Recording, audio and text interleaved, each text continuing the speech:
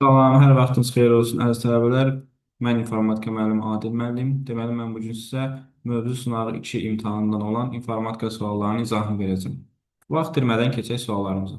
Deməli, 21-ci sualımız informasiyanın kodlaşdırılması ilə bağlı bir sualdır. Biz bilirik ki, biz informasiyanı kodlaşdıran zaman ilk növbədə bizə simvolların sayı və o simvolların hansı əlifbada kodlaşdırıldığı lazımdır. Və bundan da əlavə yadımıza salmalıyıq ki, əgər bizdə hər hansısa bir əlifbadan söhbət gedirsə, mütləq şəkildə o əlifbanın bir simvolunun yaddaşda tutduğu yer mütləq şəkildə tapılmalıdır.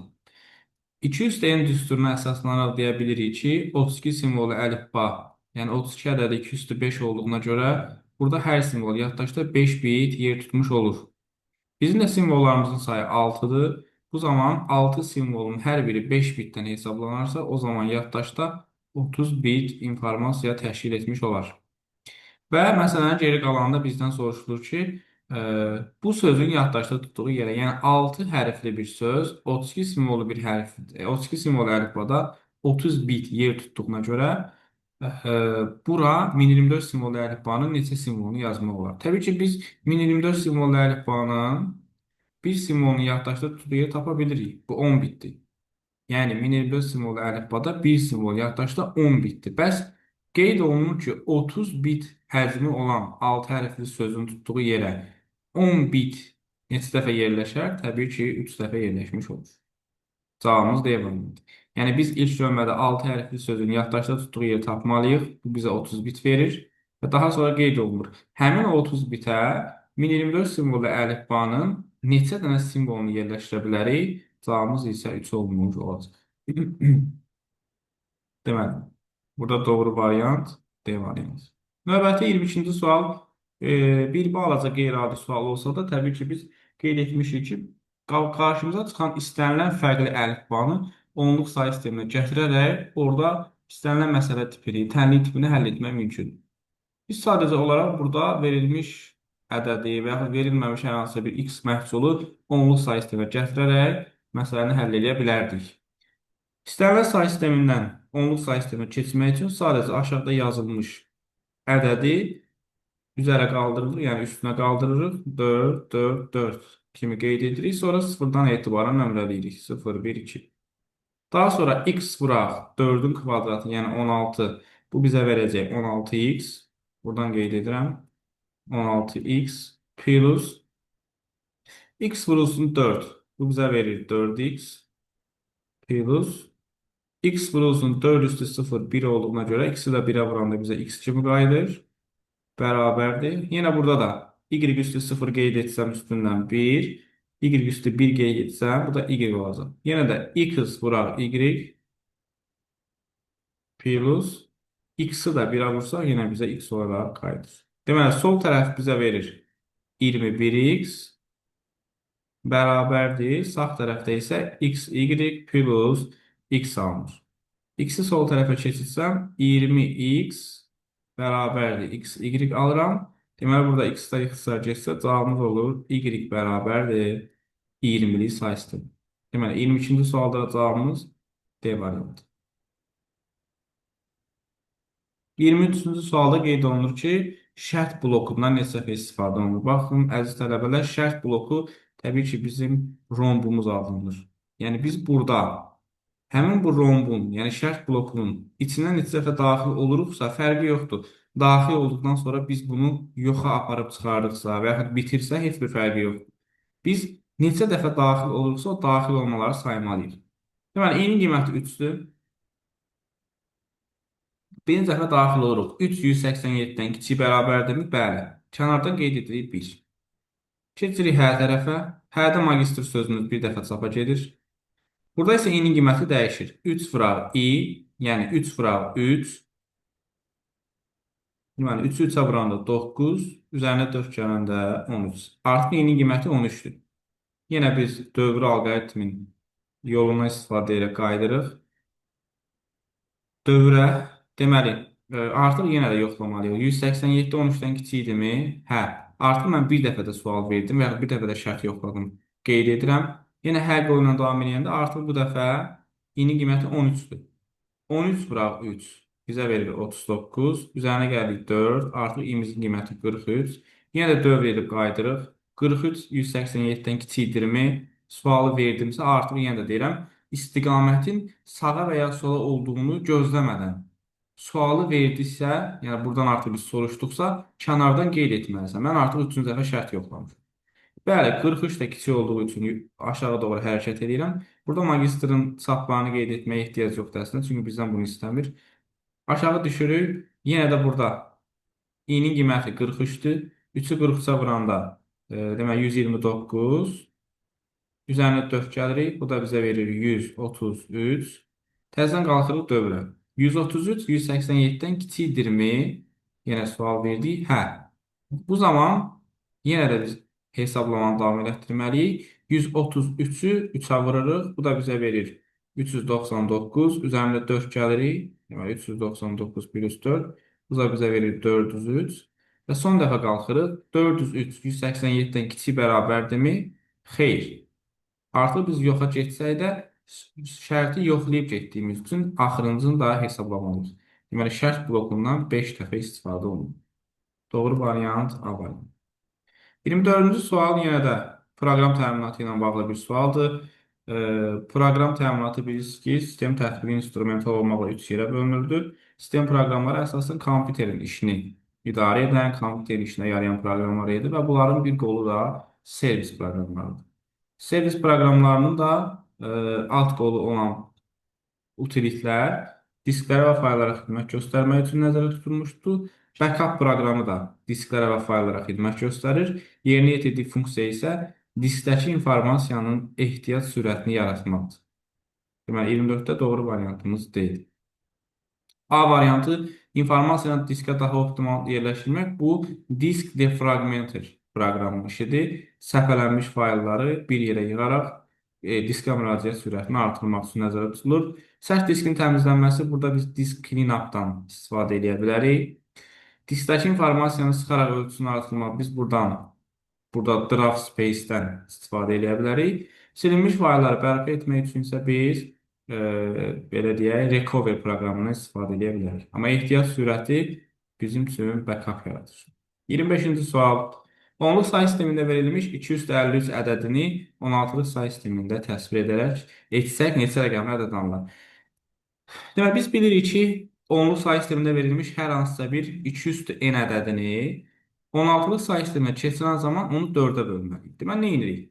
53-ü, təbii ki, burada söhbət qüvvətdən gedir. 53-ü biz bölməliyik 16 204 olduğuna görə 4-ə. Neçə dəfə düşür? Təbii ki, burada 13 dəfə düşür. Qalığımız isə 1. Demək, burada alınan 13 bizim sıfırlarımızın sayıdır. Yəni 13 dənə sıfırımız olacaq. Qalığı isə 2-nin qüvvətinə qaldırırıq. 2 üstü 1. Deməli, ədədimiz 2 ilə başlayır və yanında 13 dənə sıfır. Deməli, buradan belə çıxır ki, 2 özü 1 ədəddir. 13 dənə sıfır da üzərinə gəlsək, deməli, bizim ədədimiz 14 rəqəmli bir ədəd olmuş olacaq. Yəni, 25-ci sualda bizdən cavab olaraq neçə rəqəmli ədəd olduğunu istəyir. Təbii ki, burada 14-dür. Sonra 26. İstifadəçilərin konkret işləri həyata keçirilməsini təmin edən proqramlar necə adlanır? Bax, bir yerdə proqram təminatının belə xatırlayırıq ki, 3 yerə bölünürdü. Sistem tətbiqi instrumental, sistem kompüter üçün instrumental yeni proqram yaratan vasitələrdir. Tətbiqi proqramlar isə istifadəçilərin, yəni biz insanların işləri üçün nəzərdə tutulmuşdur. Deməli, burada proqram adı olaraq biz keçirməliyik tətbiqi proqramımız. Daha sonra növbəti sualımız informasiyanın ölçü vahidləri ilə bağlı bir sualdır. Burada sadəcə olaraq biz 31 səhifəlik bir sənədin tək səhifələrinin sayı qədər megabaytın bitə keçirməsini yerinə yetirməliyik. Bundan əvvəl biz bilməliyik ki, bizə verilmiş səhifələrin sayının sürətli şəkildə hansının tək, hansının cüt olduğu özü tapmalıyıq.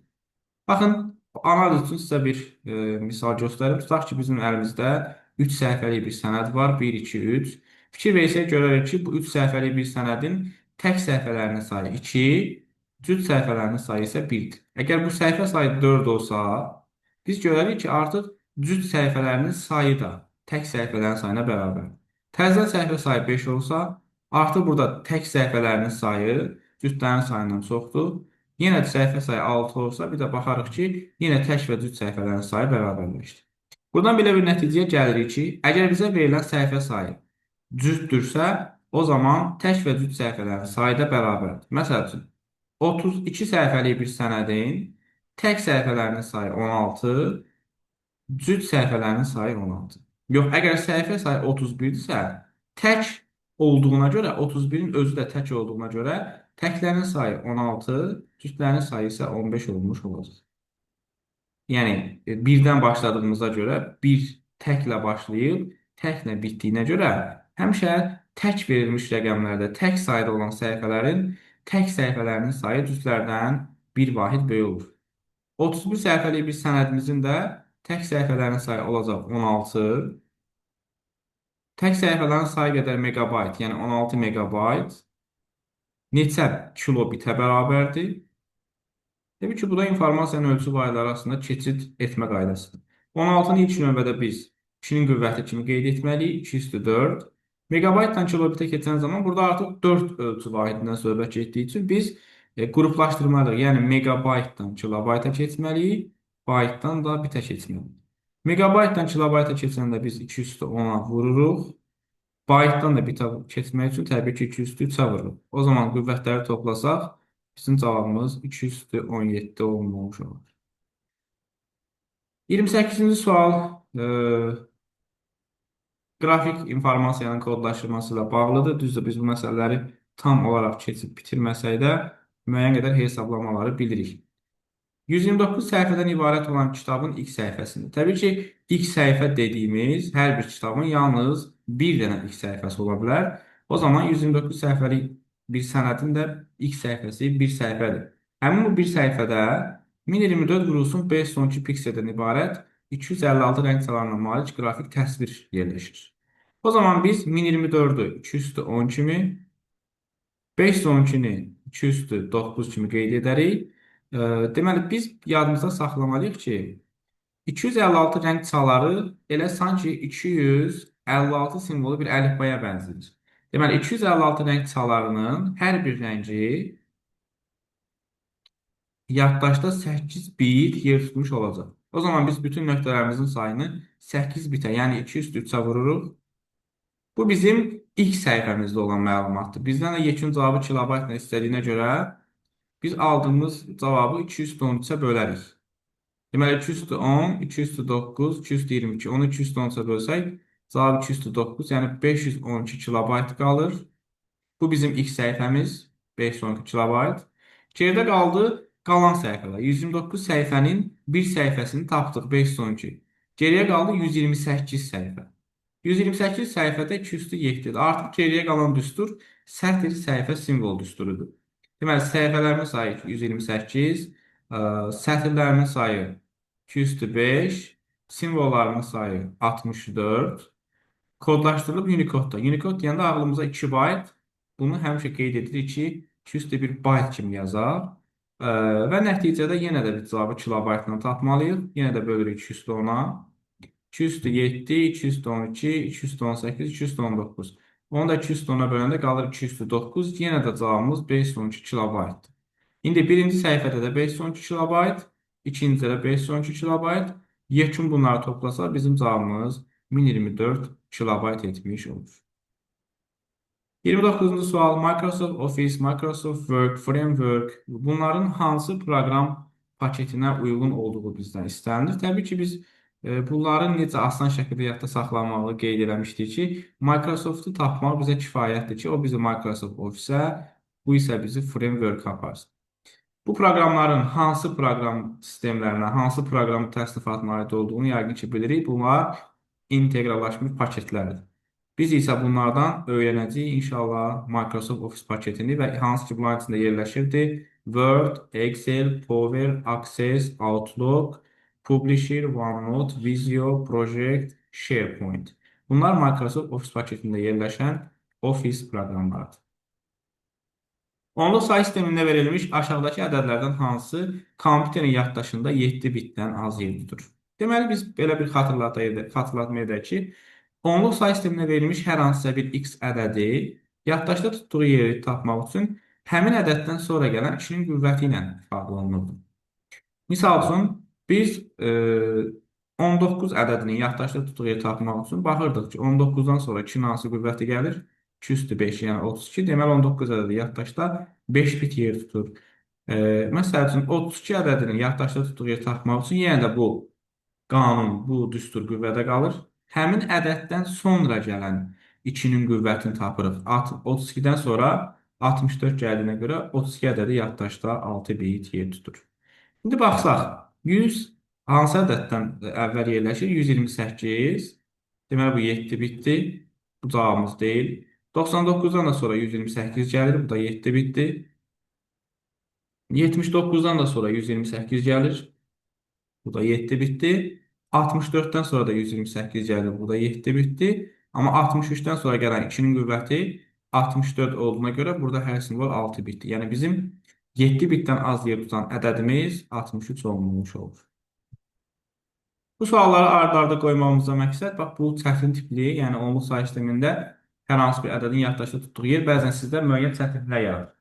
Sualı ard-arda qoymaqda məqsədimiz bu problemin müəyyən qədər aradan qalxması. Yenə də onluq sayı sistemində verilmiş ədədlərdən hansı 8 bit yer tutur və eyni qaydadan istifadə edərək, yəni özündən sonra gələn 2-nin qüvvəti qaydasından istifadə edərək bu məsələni həll edə bilərik.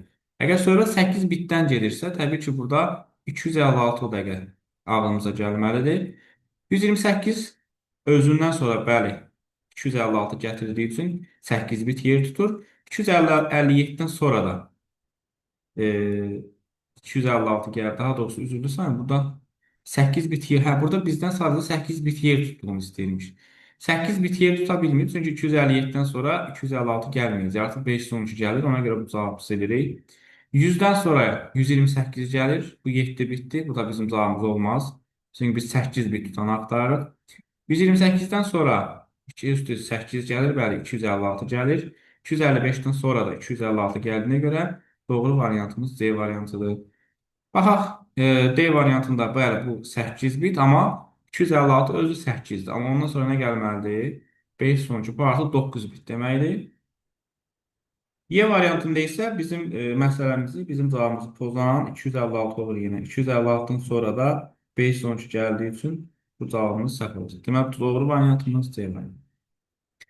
32-ci sual. Hər hansı bir müəyyən hərflər və onların bizə kodları verilib. Info sözünün, burada iki dəfə info, yəni səhv düşüb, info sözünün 16-lıq kodunu tapın. Sadəcə olaraq verilmiş hərflərin kod qarşılığını ard-arda düzərək onu 16 sayı sisteminə keçirməyimiz kifayətdir. İlk növbədə I simvolunu axtarırıq. Bunun kodu 1, 1, 0, 0 olacaq. Sonra N simvolunu axtarırıq. 4 dənə birdən ibarətdir. Təbii ki, bizim yazdığımız ikilik sayı sistemindədir. F-nın simvolu 1, 0, 1, 0. Və nəhayət onun kodu isə 1, 1, 0, 1 olmuş olacaq. İkilik sayı sistemindən 16-lıq sayı sisteminə keçən zaman verilmiş ədədləri 4-4 ayırırıq. Üzülü sayın, burada bir balaca səhvə yol verdik. Yəni, verilmiş ədədləri 4-4 ayırırıq. Və üzərinə 16-nın bölənlərini qeyd edirik. Axı, baxın, 16-nın bölənlərini qeyd etsək, 8, 4, bunlara ehtiyac yoxdur, çünki 0-dır. Bunlar hamısının üstündə ədəd yazılmalıdır. 8, 4, 2, 1. Burada da 8, 4, 2-nin üstə yazacaq. Bunlara yazsaq da olsa 0 olacaq. Burada da yenə 8, 4, 2, 1. 8 ilə 4-ü toplayırıq, bizə 12 verir. 12 də təbii ki, C-dir. Burada bütün 8, 4, 2, 1-in hamısı toplansa 15. Bu F olmuş olur. Burada 8 ilə 2-ni toplasaq 10 bizə A kimi qayıdır. Burada da 8, 4, 2, 8, 4, 1-i toplasaq 13 bu da bizə D kimi qayıdır. Deməli, cavabımız C, F, A, D olmuş olacaq. Doğru variant A variantı. 33. If funksiyasına bağlı bir sualdır. Deməli, if funksiyası bu cür işləyirdi. Doğru olduğu təqdirdə birinci hesablamanı, səhv olduğu təqdirdə isə ikinci hesablamanı yerinə yetirməlidir. Baxaq sualımıza. X-in qiyməti -2, Y-in qiyməti -4. X Y-dən böyükdürmü? Təbii ki, bəli. Çünki mənfilərin kiçikləri böyüklərdən böyük olur. -2 -4-dən böyük olduğuna görə biz else qoluna ümumiyyətlə baxmırıq. Biz sadəcə then qolunu hesablayırıq. O zaman x, yəni -2 üstə gəlinsin, yəni çıxılsın 4, üstə gəlinsin 1. Burada bizim x-imizin qiyməti -5 olmuş olacaq. Deməli, əvvəlki qiyməti atırıq. Sonra y-i hesablayan zaman həmin o -5-i, yeni tapdığımız -5-i y-ə vururuq. Y isə -4-dür. -5-i -4-ə vursaq cavabımız 20 olmuş olur. Artıq x-imiz -5, y-imiz 20-dir. Nəticədə bizdə x-i y-ə vurmağı tələb edir. Yəni -5-i vururuq 20-yə, cavabımız 100. Doğru variant -100 daha doğrusu. Doğru variantımız B. 34-cü sualda bir neçə tələbədə, hətta deyərdim ki, e, bayağı bir tələbədə çaşqınlıq yaradıb ki, bu sual nə deməkdir ümumiyyətlə. Bu sualın sizə asan yolunu izah edim. İnşallah dərslərdə əsl qaydasını deyərəm. Düşünün ki, biz bir kompüterlə müəyyən bir iş görürük. Tutaq ki, bu iş sərbəst iş yazmaqla olsun. Biz ilk öncə nə etməliyik? Təbii ki, biz kompüterdə hər hansı bir iş görmək üçün bizim mütləq şəkildə kompüterimiz olmalıdır. Bu adlanır aparat təminatı. Kompüter aldıq və Neyman bizə demişdi ki, kompüterin işləməsi üçün mütləq şəkildə proqram lazımdır. Bəli, bu proqram əməliyyat sistemidir. Əks halda bizim kompüterimiz dəmir parçasından ibarət. Deməli, mənim kompüterim olmalıdır və onun işləməsi üçün mütləq şəkildə proqram olmalıdır. Əgər söhbət istifadəçidən gedirsə, istifadəçinin də əlində mütləq şəkildə tətbiqi proqram olmalıdır. Bunu soldan sağa və ya sağdan sola da öyrənmək olar. Yəni istifadəçi olmalıdır. İstifadəçinin istifadə etdiyi proqram tətbiqi proqramdır. Tətbiqi proqramların işləməsi üçün əhəmiyyətli bir mühit yaradan proqram əməliyyat sistemidir. Və bu əməliyyat sistemi də kompüterin işini idarə edir. Sanki burada hər şey zəncirvaridir. Aparat işini idarə edir əməliyyat sistemi. Əməliyyat sistemi tətbiqi proqramların işləməsi üçün icazə verir. Tətbiqi proqramlar da istifadəçi alınır. Və doğru variantımız C. 35. Elmin müxtəlif sahələrində qarşıya çıxan müxtəlif problemlərin həllini təmin edən, bir çox hallarda mütəxəssisləri əvəzləyən proqramlar qrupunun ümumi adı nədir?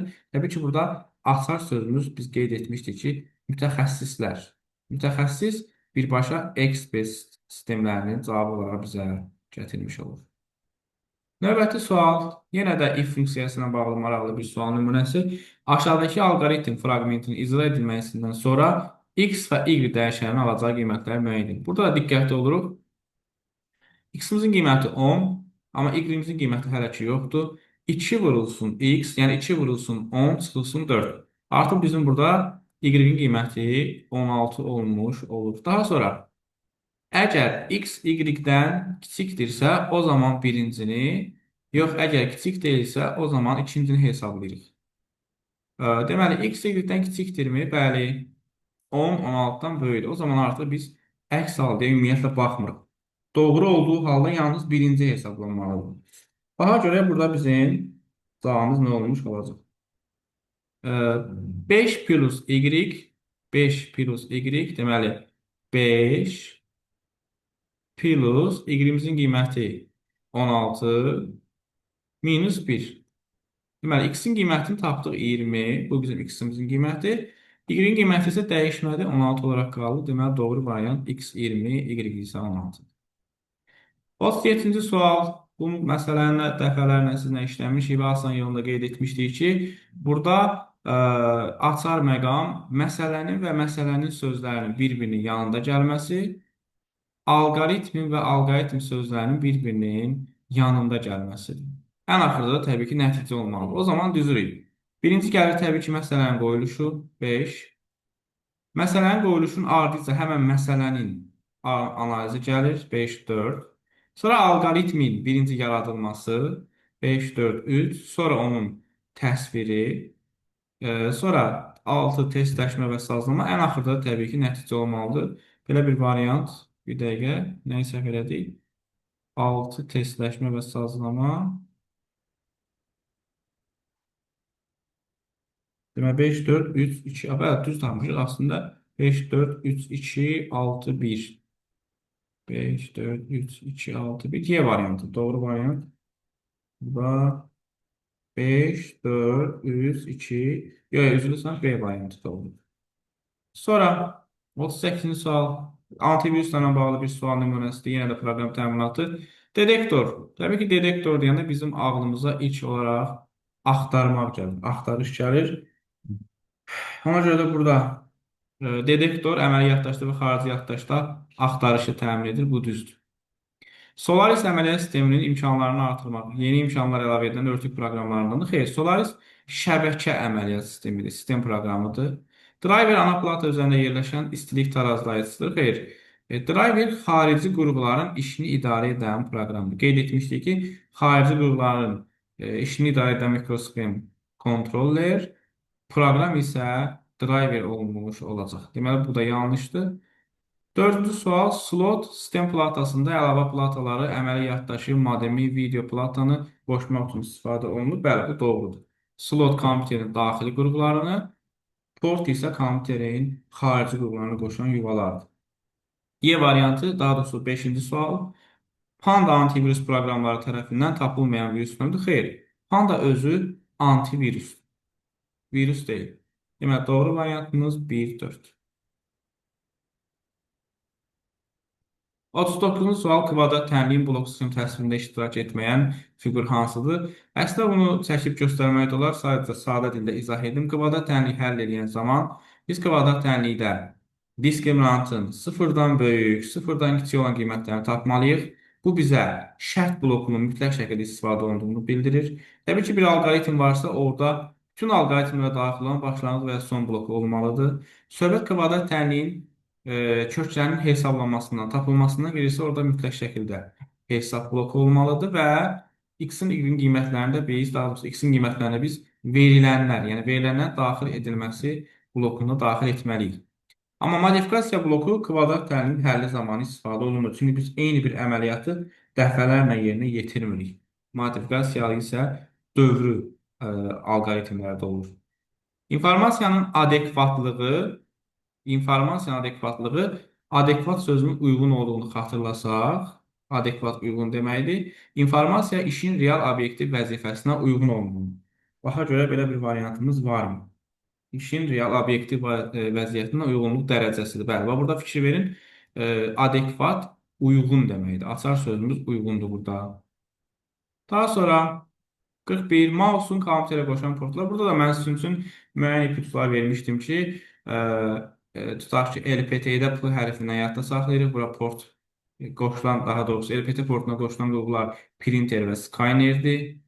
Koma qoşulan qurğular M-dan yadda saxlayırıq. Mouse, modem və klaviaturadır. AUX bura qoşulmur. Bu bizə lazım deyil. PC2 burada demişdik ki 2-dən yadda saxlayır. Mouse'un sağ və sol düyməsidir. Bunu da götürürük. VG-yə adətən monitor və ya daha doğrusu proyektor və ya monitor qoşulur. HDMI-də həmçinin. USB isə 127 müxtəlif qrupu qoşulur. O zaman cavabımız 2, 4, 7 olmuşdur. Örtüklər hansılardır? Command adında qeyd etmişdik. Command olan Norton Commodore, Windows Commodore, qızıl örtüyü demişdik. Xpre Gold. Demək, içində götürürük. IBM LAN şəbəkə əməliyyat sistemidir. Bu örtük deyil. Unix şəbəkə əməliyyat sistemidir. Örtük deyil. PG Shell, DOS navigator. Demək, doğru cavabımız olmuş olacaq. 1, 2, 5, 6. Deməli, 1, 2, 5, 6.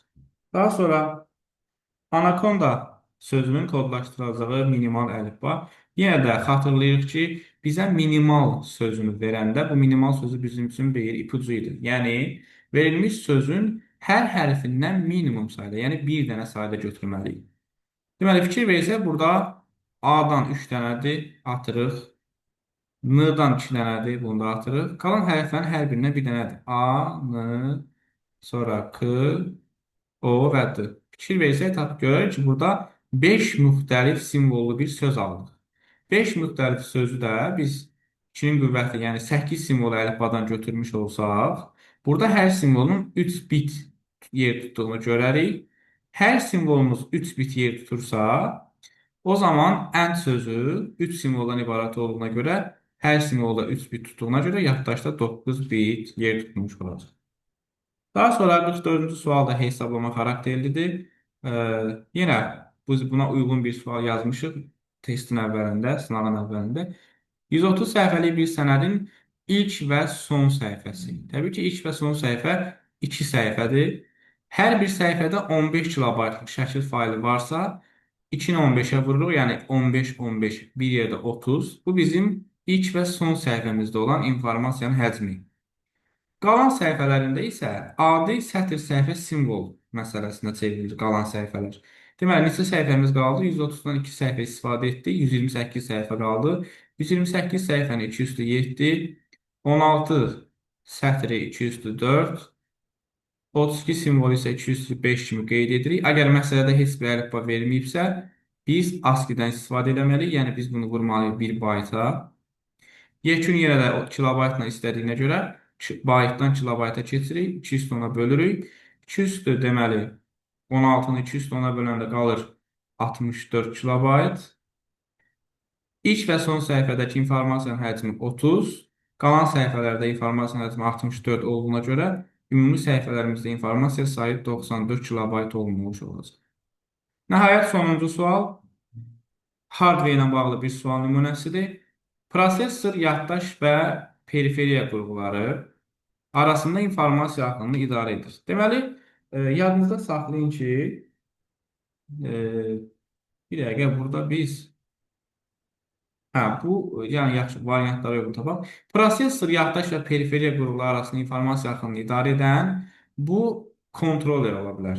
Daha doğrusu prosesor yox, bu chipsetdir. Kompüterin chipset informasiya axınını idarə edir.